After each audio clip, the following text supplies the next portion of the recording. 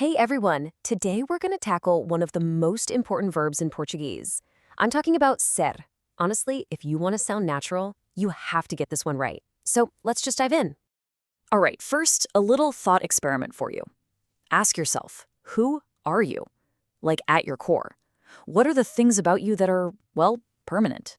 You know, your nationality, maybe your job, those personality traits that are just you. Well, guess what?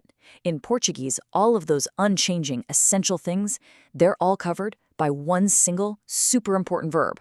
See, ser isn't just a boring one-to-one translation for to be. Nope. Think of it as the verb for the soul of something. It's what you use to talk about the permanent, essential characteristics of a person or a thing. It's all about that deep-down essence.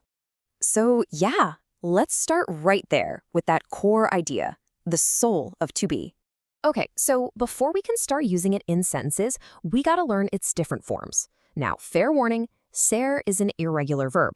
And yeah, that just means you kind of have to memorize the conjugations. But don't worry, we're gonna run through them real quick, and you'll have them down before you know it.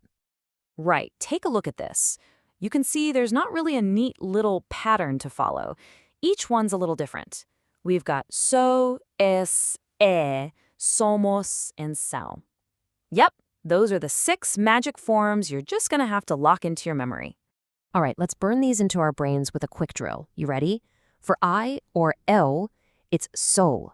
Say it with me. Eu sou. Next up, the informal you. 2, that one is es. Tu es. Okay, for he, she, or the more formal you, that's ele, ela, or você, it's é. And hey, pay close attention to that little accent mark on the E. It's super important. When we're talking about we, or nós, we use somos. Nós somos. And last but not least, for you all, or they, that's vocês, eles, or elas, it's são. You hear that nice nasal sound? São. Awesome. Okay, now that we have the forms down, let's actually start using them. All right, so you've got the forms memorized. Now comes the really important part, the rules. When do we actually use ser?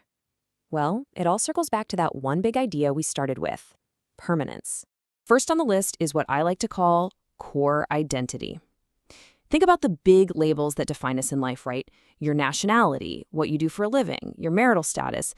These are all seen as fundamental, kind of permanent parts of who you are. That's ser's territory. So for instance, your nationality, that's a huge part of your identity. You'd say, eu sou português. I am Portuguese. It's a fixed fact about you, so it uses ser. Same exact logic applies to your job. It's seen as a long-term defining thing. So you'd say, sou professor. I am a teacher. And hey, here's a cool pro tip. Notice how you don't even need the you? The verb form so already tells everyone you're talking about yourself. Pretty efficient, huh? Okay, next up, we also use ser for fixed facts. We're talking about things that just are, like where something is from, who owns something, or what something is made of. And I'm gonna let you in on a little secret. There's a tiny little word that's your best friend here, the word de. Yeah, this ser plus de formula is basically your key. Think of it as a pattern. It can mean to be from a place, to belong to a person, or to be made of a material. Remembering this little combo is a total game changer, trust me. So let's look at possession. You could say, o dicionário é do professor. Now, if you translate that word for word, it's the dictionary is of the professor. Kind of weird, right? But what it really means is it belongs to the professor. That ownership, that's a fixed fact. All right, our last big category is a 2-for-1. It covers describing those essential, unchanging qualities and telling time. Now, telling time might seem a little random, but here's the logic. Hours, days, and dates, they're all considered fixed objective points, so they get ser. And when it comes to describing people, you use ser for their inherent traits, the stuff that's just part of their personality. So if you say, o João é muito inteligente, you're not just saying he's acting smart today. You're saying intelligence is a core, lasting part of who João is. So we've got the positive stuff down, but what if you want to say something is not the case? Well, you're in luck, because making sentences negative in Portuguese is super, super easy. Seriously, the rule could not be simpler. You just take the word no, which means no or not, and you stick it right before the verb. That's it. So, Lisboa é a capital is positive.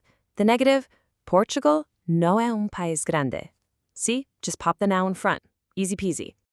Okay, wow. We've actually covered a ton of ground here. So let's pull it all together into a nice, simple summary. Think of this as your personal cheat sheet for surfing. Look, if you forget everything else, just remember this one thing. Ser is for permanence. It's for the unchanging soul of a thing. That's why we use it for identity, jobs, origin, possession, time, and those deep inherent personality traits. If it's permanent, it's probably ser. So there you have it. You've got the tools now. You know the 6 forms, and you know the rules of permanence. So really, there's only one question left, and it's for you. Using everything we just went over, quem és tu? Who are you?